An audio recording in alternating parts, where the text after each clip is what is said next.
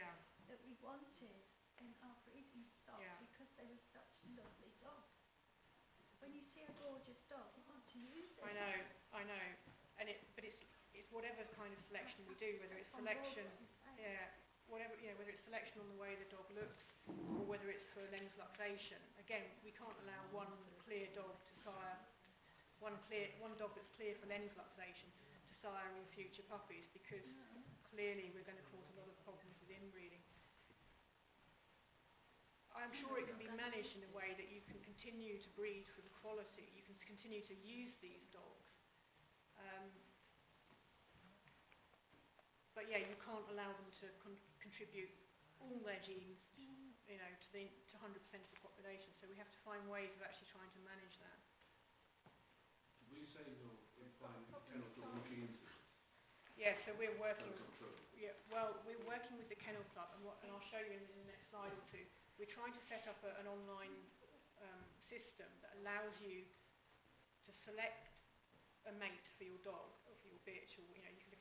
Works both ways. You can look up the dog or the bitch, which eventually will have some idea of this optimum contributions in it, where once a dog reaches their quota, we might decide that if they're a rarer line, they can have 50 offspring, whereas another dog who's maybe the son of a popular sire may only be able to have a smaller number of offspring.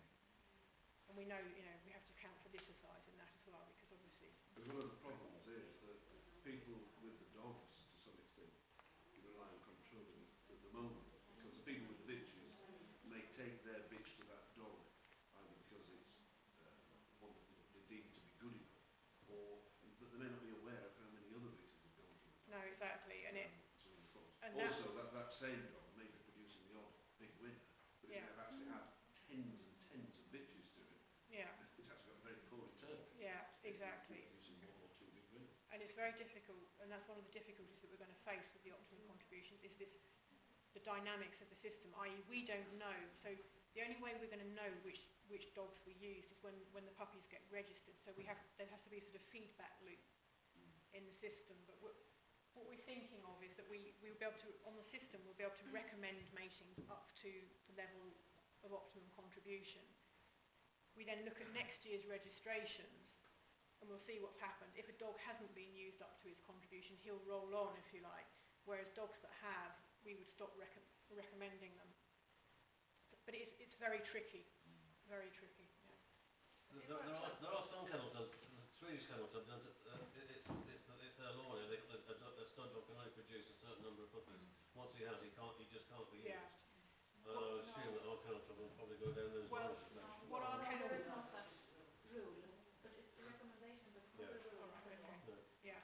Our kennel club wants to avoid having a blanket number of offspring for any particular. So what the optimum contributions can do is calculate for each individual dog, based on their entire pedigree and their relationship to everybody else in the population, and calculate a precise contribution for each dog.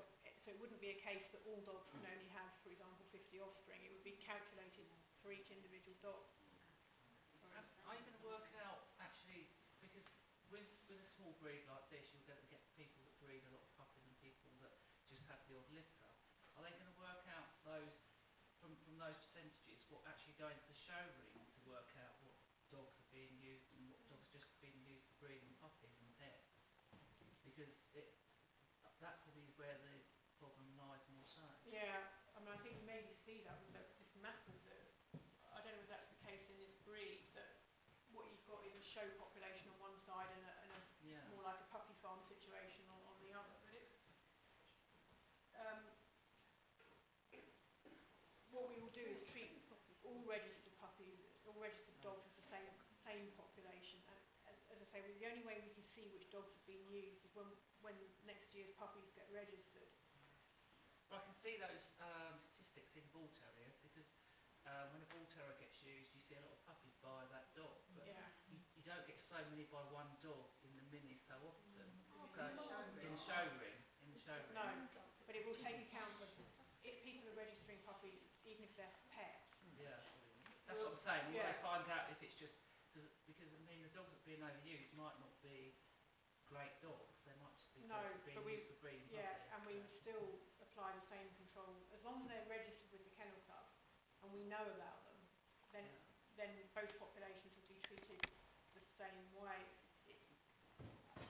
You may be getting towards the argument where you also, do you want the two populations to be treated differently? No, we wouldn't want that to happen, because they're the same. Anything that benefits the breed is the best way forward. But by using, what I'm saying is, by the percentage of animals that are bred and percentage in the ring, I wonder if those dogs that are being used so many times are actually the dogs that are being used, the ones in the ring, or just for the pets or that I don't know. I suspect with the numbers involved that actually there might be an element of they're just being used to produce puppies, but I don't know. I don't know who's just involved. You've got like clusters, like but the optimum contributions will be applied to both populations because they're registered pedigree mini bull terriers. I mean, unfortunately, we get very small litters from our dogs. We only get 1 or 2, but I mean, some dogs, some bitches, you get 6 or 8 puppies. Yeah. If you use that dog sort of twice or 3 times, you get a lot more puppies from one dog. That's right. Yeah. But it could. I mean, again, it's going to be tricky. Sorry, can I just ask a question? If you're looking at restricting the number of bitches that could go to, say, a stud dog, would you take into account that stud dog's own genetic diversity? Yes. So if he were very closely bred, he would therefore have access to less bitches. No. If he had a more diverse background. Yes, it won't take into account like his own level of inbreeding, because what it will take account of his pedigree though. So if he's closely related to lots of other dogs in the population, he would be used less than a dog that's more distantly related. But it won't take, because when you have an inbred dog, as long as you cross it to an unrelated individual, you get rid of the inbreeding straight away. So interbreds per se then would have more genetic diversity than closely But mini bred. But yes, potentially within themselves, if you like, between their 2 chromosomes. The optimum contributions, though, is more about their relationships to other individuals in the population. So can I just make one point on that? I think that the first part is a plea to you. I would like you, I'm being completely selfish now, I would like you to look at...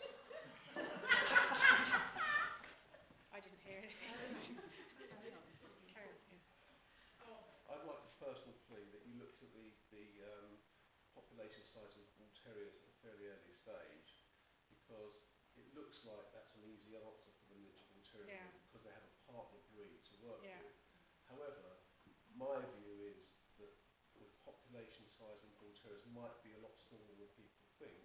And the second thing is that the dogs that in that bull terrier populations are going to be attractive to the mini breeder, i.e. the smaller ones, is also going to be a limited number of kennels. So it may not seem the easy, quick answer or as much of an answer as may be perceived. Yeah, and we can certainly do that. And as you say, you have to manage the way you do the interbreeding, because if you only interbreed with 1 or 2 sires and then keep going, it's going to cause a problem. I'd like to put another spanner in the works. Yeah. You're you sure it's a talking about spanner? PLL. Yes. I heart test my dogs. Yeah. I've been talking to cardiologists who heart test bull terriers, and they're talking about a 25% affected population of cardiac problems. Now, we could bring in another problem. Well, it's already here. Well, there are 2. I know you do, but we don't know the mode of inheritance. Well, you don't know it's in minis either. No, I'm saying we don't know the mode of inheritance yet. Do many people heart test their minis? Yes, absolutely. So there are 2. So we're working on heart problems in Cavaliers. So because we don't know the mode of inheritance, it's actually most likely complex. So the EBV scenario, the estimated breeding values, is a route that can be taken. A load of potential problems coming in. So what we can do is, where we know about particular diseases like hearts, we